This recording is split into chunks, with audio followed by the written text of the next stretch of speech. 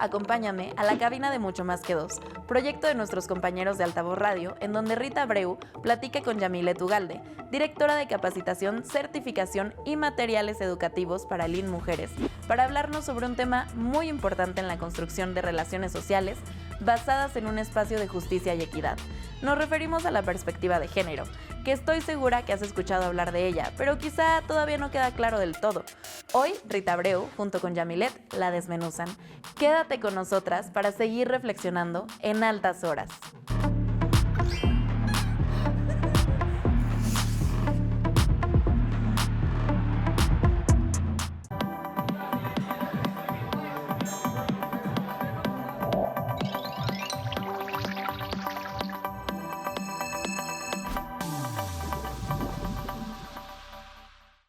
Pues justamente esta diccionaria hoy toca el tema de la igualdad de género, porque esta es la razón por la que tocamos este tema. La perspectiva de género es alejarnos un poquito, verlo desde afuera, vernos, ver cómo actuamos como hombres, como mujeres, como personas de las diversidades, lo que se espera de nosotros o lo que hacemos fuera del rol, y provoca problemas como discriminación, como desigualdad, o precisamente por actuar dentro de estos moldes rígidos provocamos esa desigualdad o esa discriminación. Y para que nos quede más claro, tenemos en la línea telefónica a Yamilet Ugalde, directora de capacitación, certificación y materiales educativos de InMujeres, a quien le damos la más cordial bienvenida. ¿Cómo estás, Yamilet? Muy bien, muchas gracias. Buenos días a ti y a todo tu auditorio. Muchas gracias, qué bueno que estás aquí. Bueno, para decir, ¿por qué es importante tener perspectiva de género y qué nos implica? Ahora sí que, ¿cómo nos hacemos de esta mirada un poco más crítica hacia eso? Eso es, yo creo, lo más relevante. Yamilet. Sí, bueno, pues la perspectiva de género es una mirada, decimos metafóricamente que nos ponemos los lentes de género porque nos hacemos de esa mirada para tratar de entender todas aquellas características sociales, culturales, psicológicas asociadas a ser hombres o ser mujeres, o de una manera más general a lo femenino y a lo masculino, porque nos permite la perspectiva de género comprender las identidades, la posición social de las personas, mujeres y hombres, y lo que hoy se conoce como las personas no binarias, es decir, aquellas personas que no se clasifican de manera estricta en esta categoría de mujeres y hombres, sino que se clasifican como personas transgénero, transexuales, que no tienen identidades definidas bajo ese esquema, ¿no? Entonces, cuando hablábamos, por ejemplo, en la cápsula para entrar al tema de la igualdad, decíamos, bueno, pues es la igualdad de derechos, de oportunidades, romper estereotipos, etcétera, ¿no? La perspectiva de género viene siendo esta mirada que se ha desarrollado en el marco de las ciencias sociales y que de la mano con el feminismo se ha incorporado como un lente que debe ponerse para mirar políticas públicas, para mirar sesgos de género, para mirar estereotipos que tenemos en casa, en la crianza de nuestros hijos, de nuestras hijas, y para ir cuestionando nuestra propia vida personal, porque hoy las mujeres estamos enfrentando un gran proceso de transformación. La perspectiva de género no solo tiene que ver con las mujeres, también tiene que ver con los hombres y, como dije anteriormente, con aquellas identidades que no se clasifican estrictamente como mujeres y hombres, sino como personas no binarias, ¿no? Entonces, nos sirve y es muy importante porque nos da cuenta de cómo este proceso de irnos construyendo bajo lo femenino o bajo lo masculino lo vamos aprendiendo, ¿no? Y si hacemos un ejercicio, pues vemos que desde que estamos niñas, niños, aprendemos mediante juguetes, mediante reglas, mediante normas distintas, vamos a ir y vamos aprendiendo todo el tiempo las formas de comportarnos y las maneras de relacionarnos entre nosotras, entre las mujeres, pero también entre los hombres y las mujeres, y ahora entre estas nuevas identidades. Este, yo creo que es muy importante entender que así vamos construyendo, que todos tenemos género y todos tenemos una perspectiva de género, pero no todos tenemos una perspectiva crítica de género. La Claro. perspectiva crítica de género es comprender esa forma de ir construyendo esa identidad y buscar transformarla o buscar adecuarla a contextos sin que nos encasillemos, sobre todo en aquellas normas morales, sexuales, rígidas, que nos dicen una forma exclusiva de ser. Hoy Claro. hay un mundo eterno y amplísimo de formas de ser mujeres, hombres, de vivir los gustos, la sexualidad, el trabajo, de desempeñarnos profesionalmente, etcétera. Sí.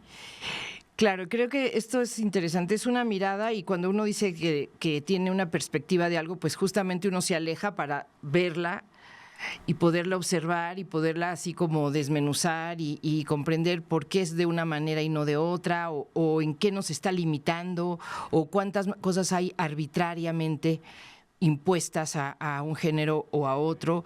Y ahí yo creo que, como tú dices, van las mujeres que lo han ido cuestionando pues con mucha profundidad y por mucho tiempo, pero para los hombres esto es también importantísimo porque además son padres de mujeres y son padres de hombres y ellos ya pueden vivir en carne propia lo que significa una amenaza por género, vivir una violencia de género. ¿Crees que por ahí nos podemos detener en lo que significa irlas reconociendo y ir como tratando de quitar del camino estas limitaciones?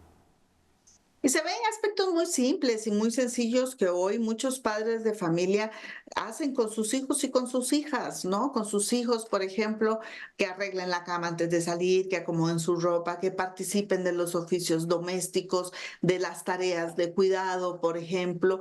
Y lo mismo con las niñas, ¿no? Que las peinan, que vamos al fútbol, que vamos a jugar, que hace ejercicio, que tienes derecho a realizar una serie de aspectos y también respecto a sí mismos, porque los hombres pues también están como las mujeres, solo que las mujeres hemos tenido, como bien lo dices tú, pues mucho más capacidad de argumentar y de investigación, porque estamos en el lado negativo de la Exacto, ecuación, o sea, exacto. la perspectiva de género ha significado para las mujeres desigualdad y discriminación. Para los hombres no tanto, pero los hombres que entran y empiezan a ser conscientes, pues se dan cuenta que también viven con esquemas de género que los limitan, ¿no? Por ejemplo, las estadísticas de salud nos dicen que los hombres no se cuidan cuando están mayores, ¿no? Y el tema de la salud, cuánto le cuesta a los hombres contactar con su cuerpo, por ejemplo, contactar con sus emociones, contactar con aspectos de su sexualidad, cuánto le cuesta a los hombres o cómo, mejor dicho, aprenden los hombres a respuestas violentas automáticas, porque si no le pega a su mujer, pues no puede, no es un macho, digamos, en el mejor sentido de la palabra. Si su mujer está en el barrio, si se duda de su mujer, de su sexualidad, de su fidelidad, etcétera, pues un hombre tiene que imponer su autoridad. Son concepciones muy profundas, pero que se reeditan en nuestra vida cotidiana, ¿no? Y que se reeditan en leyes y que se reeditan en un montón de aspectos, porque efectivamente, pues vemos esta perspectiva, como dices tú, nos ponemos los lentes, vemos para atrás y empezamos a ver que hay unas concepciones predominantes de ser mujeres y de ser hombres que transversalizan todo, ¿no? Que tiene que ver con leyes, que tiene que ver con el trabajo, con la escuela, con el deporte, Están por todos lados. con la política, con el arte, y con una serie de aspectos, porque es y ha sido una concepción que ha estado ligada también al derecho, a la forma de dividir lo público, lo privado y a propiciar, digamos, una manera de establecer un orden al interior de las familias. Y entonces, Ujú. pues claro que sí, hombres y mujeres estamos en procesos de transformación y para los hombres yo creo que hay muchas ganancias ponerse los lentes de género. Oye, y bueno, ya lo decía la diccionaria, Yamilet, pero creo que vale la pena reiterar esto, ¿no? Porque no se busca establecer una superioridad de un género con respecto al otro, ¿no? Cuesta trabajo la igualdad. Siempre hay una relación de poder, siempre hay un roce donde dices, es que si me dejo dominar acaba conmigo, ¿no? Y los hombres actúan mucho a la defensiva también.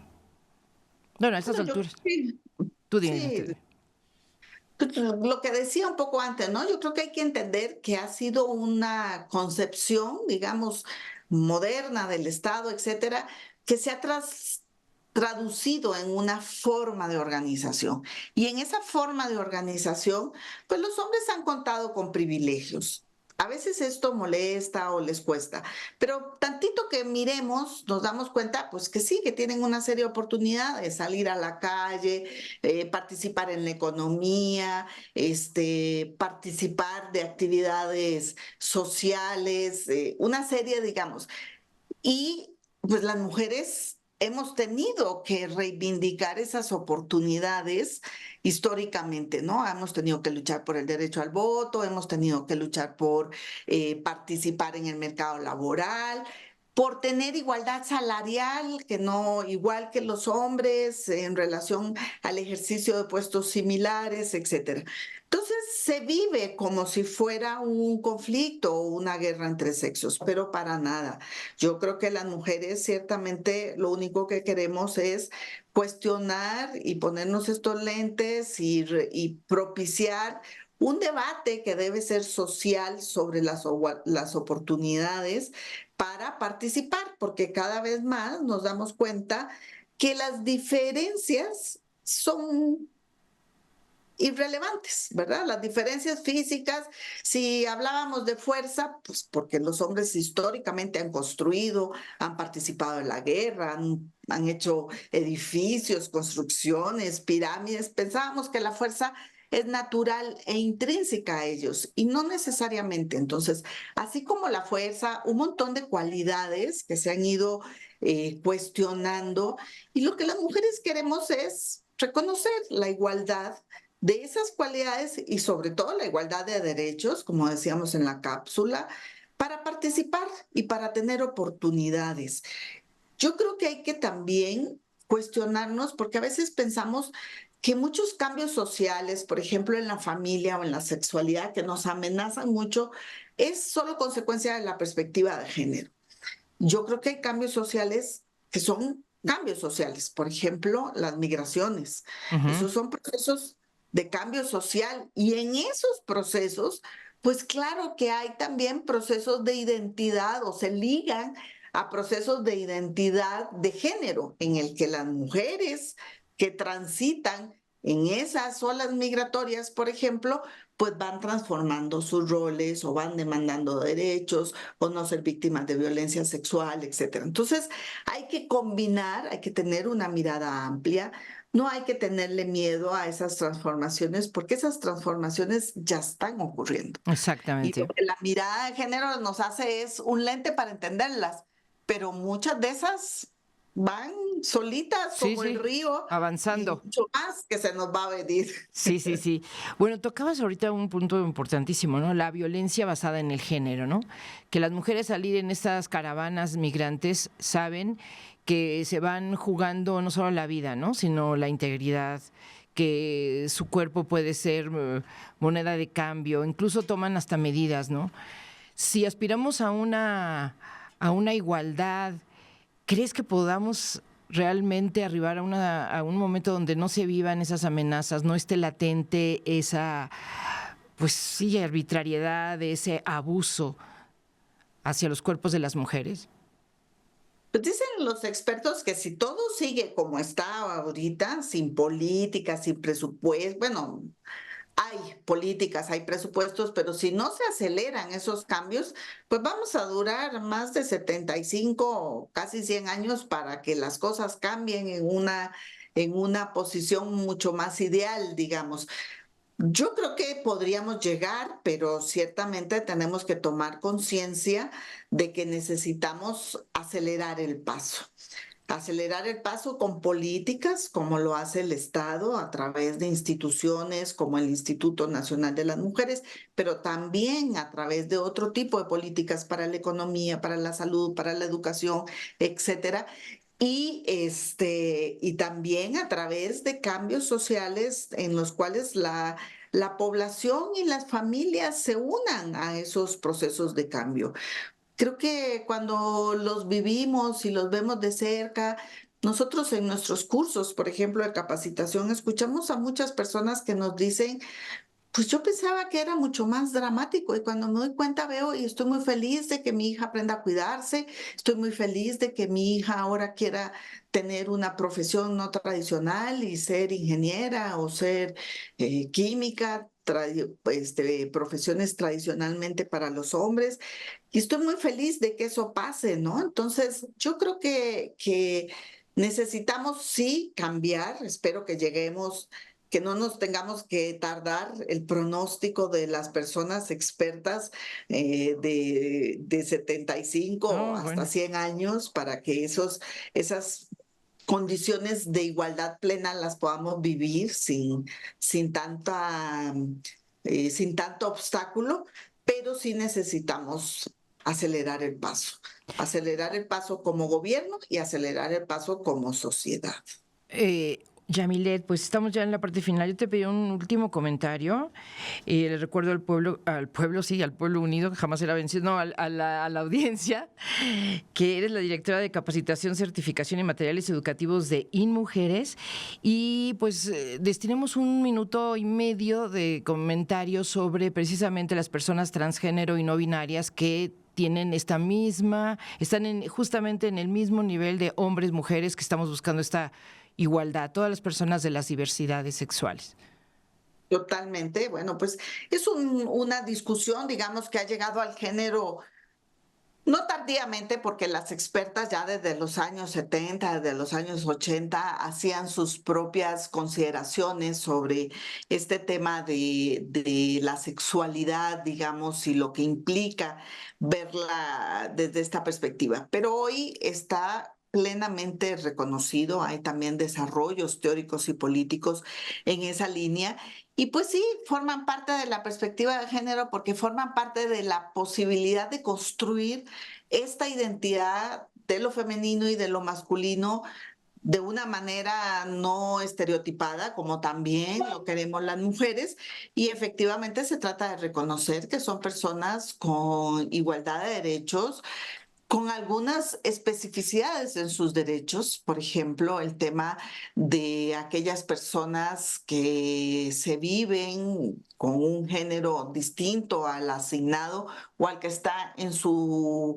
INE, por ejemplo, y no han realizado el cambio, pues hay ahí a veces algunas divergencias, no se les reconoce, no se les quiere llamar por el nombre autoasignado y pues son aspectos en los que el Estado viene desarrollando políticas. La Suprema Corte de la Nación ha hecho señalamientos sobre este tipo de derechos y es muy importante reconocer, ¿no? Porque todos tenemos una identidad que hemos construido en todas las personas, lo femenino y lo masculino entran de alguna Por manera supuesto. y todas las personas que se definen transgénero, transexuales, quiere decir que transitan por esas identidades construyendo nuevas pautas de derecho, pues efectivamente deben ser reconocidas y están siendo reconocidas por el Estado, pero también en nuestra vida cotidiana. Y debemos evitar discriminaciones puntuales que se pueden presentar en espacios pues, cotidianos de interacción, ¿no? En la atención de un servicio, en la forma de trato, en las maneras en que nos dirigimos a ella, las vemos, las nombramos, etcétera. Es parte de una nueva discusión que el género, digamos, ha ido recuperando, ampliando Sí. esta mirada y nos hemos enriquecido con ella. Seguramente que sí. Muchas gracias, Yamile Dugalde, directora de Capacitación, Certificación y Materiales Educativos de InMujeres. Hasta pronto y excelente día. Gracias por tu participación. Muchas gracias, igualmente. En Mucho Más que Buenos Dos. días a Hasta todos. pronto.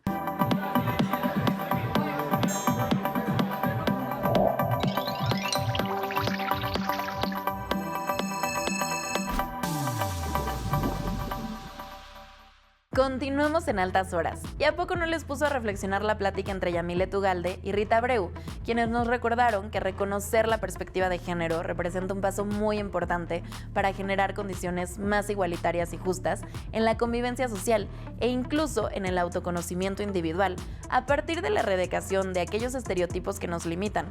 ¿Ustedes habían pensado sobre las implicaciones sociales que tiene la perspectiva de género?